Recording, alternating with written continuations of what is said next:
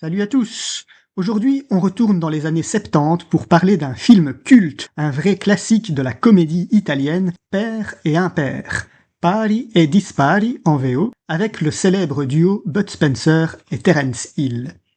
Je te les joue à pile ou face, je te garantis que je ne laisserai personne piquer ma gamelle. Ça se complique.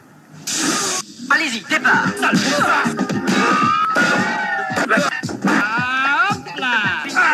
Sorti en 1978, Père et Impair nous plonge dans l'univers des casinos, de la mafia, des joueurs, des tricheurs et d'un orphelinat menacé par des investisseurs immobiliers sans scrupules. Le tout rythmé par les gags et la complicité parfaite de notre mythique duo d'acteurs. Et c'est bien sûr ça qui fait toute la force du film, Bud Spencer et Terence Hill. Alors, ils avaient déjà tourné plusieurs films ensemble, mais ici, leur duo atteint une sorte de maturité.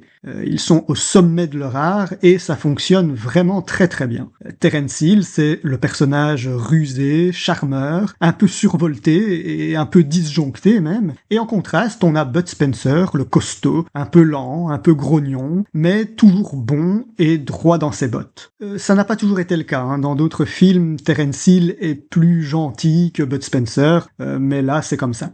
Alors, nos deux compères vont donc infiltrer un réseau de tricheurs et de parieurs mal intentionnés, et ils vont remettre un peu d'ordre à leur façon dans toutes ces magouilles.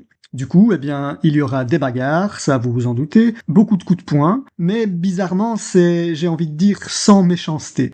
En tout cas, ça passe très bien, ce n'est pas vraiment choquant, parce que c'est tourné d'une manière très chorégraphiée, hein, très burlesque, un peu comme dans une BD.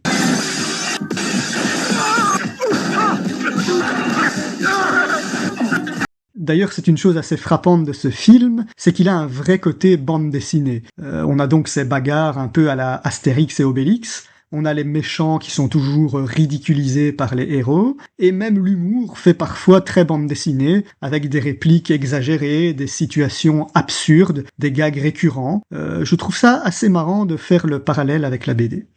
Même s'il y a quand même parfois des passages avec un humour un peu lourd, il faut bien le dire, parfois un peu redondant en tout cas. Comme par exemple la scène où Terence Hill répète 10 fois de suite qu'il veut une glace à la pistache alors que l'autre lui dit qu'il n'en a pas. Surtout pas trop de pistache. Ça aussi, hein, on verrait bien ça dans une réplique de BD, genre Bob et Bobette ou quelque chose comme ça. Mais là, dans un film, je trouve que c'est un peu too much. Voilà, cela dit, Père et Impair reste un très bon film, une belle aventure, bien rythmée, avec aussi beaucoup de passages très drôles. Et puis, précisons qu'il n'y a pas que des blagues et des baffes, hein, attention. Il y a aussi dans ce film un côté très humain, et même, oui, une certaine profondeur d'âme dans le traitement des personnages. En particulier chez le personnage de Bud Spencer, ou Charlie plutôt, comme il s'appelle dans le film.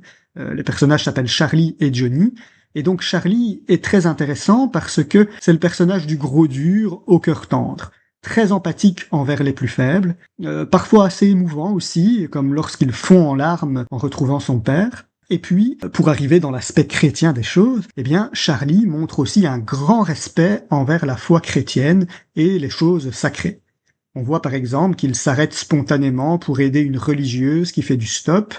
On sent qu'il a vraiment un respect sacré envers elle. Il a aussi à cœur d'aider l'orphelinat tenu par les religieuses. Et d'ailleurs, Johnny le sait et il va même en jouer, puisqu'à un moment, il va se déguiser en religieuse et faire du stop, parce qu'il sait que Charlie ne saura pas s'empêcher de s'arrêter pour le laisser monter.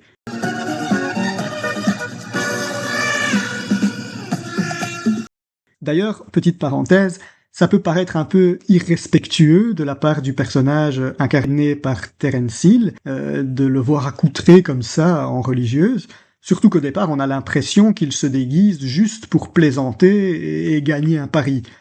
Et donc on peut voir ça un peu comme un geste irrévérencieux, mais très vite on apprend qu'en fait c'était plus que ça. En fait il voulait absolument faire en sorte que Charlie s'arrête pour l'écouter, hein, pour pouvoir le convaincre de l'aider, et c'est finalement le seul moyen qu'il a trouvé pour monter dans le camion, alors que l'autre ne voulait pas. Donc ce déguisement avait finalement un but sérieux, osé certes, mais dans un but positif. Et ça correspond bien au personnage de Johnny, un peu tricheur, un peu roublard, franchement roublard même. Il n'arrête pas de raconter des bobards, et par moments on a un peu envie de le gifler, mais avec un bon fond, voilà. C'est un personnage avec un bon fond.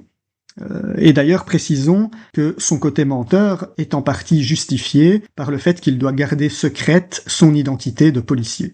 D'ailleurs, quand Charlie lui demande quel est son métier, il répond par toute une liste saugrenue de ses différentes soi-disant professions. Ça, c'est assez marrant. Mais bon, je dis bien que son identité secrète justifie en partie son attitude, parce qu'on sent bien quand même que Johnny est vraiment un peu fourbe et malin comme un singe. 5, un 6, un 7, un 8 et un 9, que des cœurs, ça me semble être une quinte floche. C'est vrai qu'il gagne. Alors que Charlie, eh bien lui, il est droit. Il est honnête, presque naïf même, en tout cas aucune fourberie de son côté. C'est le désintéressement total, et c'est finalement ça qui est un peu le vrai message du film. On le voit avec la scène de fin, qui est une fin toute simple, mais assez marquante. Je spoil un tout petit peu là, mais c'est pas très grave, puisque Charlie va récupérer une somme importante d'argent qu'il va intégralement donner à l'orphelinat. Par le truchement d'une blague, d'un gag un peu absurde avec un jeu de pile ou face, eh bien, il fait en sorte que la somme gagnée aille à l'orphelinat, et sans rien garder pour lui-même. Vous voyez, il aurait pu garder au moins une partie pour lui, mais non, il donne tout. Aimer, c'est tout donner, disait Sainte Thérèse de Lisieux. Quel beau message pour terminer en beauté. Voilà, des valeurs simples et belles, des gags à la pelle, une aventure bien rythmée, sans temps mort et sans vulgarité, et ça donne ça, Père et Impair, réalisé par Sergio Corbucci, un film sorti en 1978, et qui a déjà un peu traversé les générations, et puis qui les traversera probablement encore pendant longtemps. À bientôt!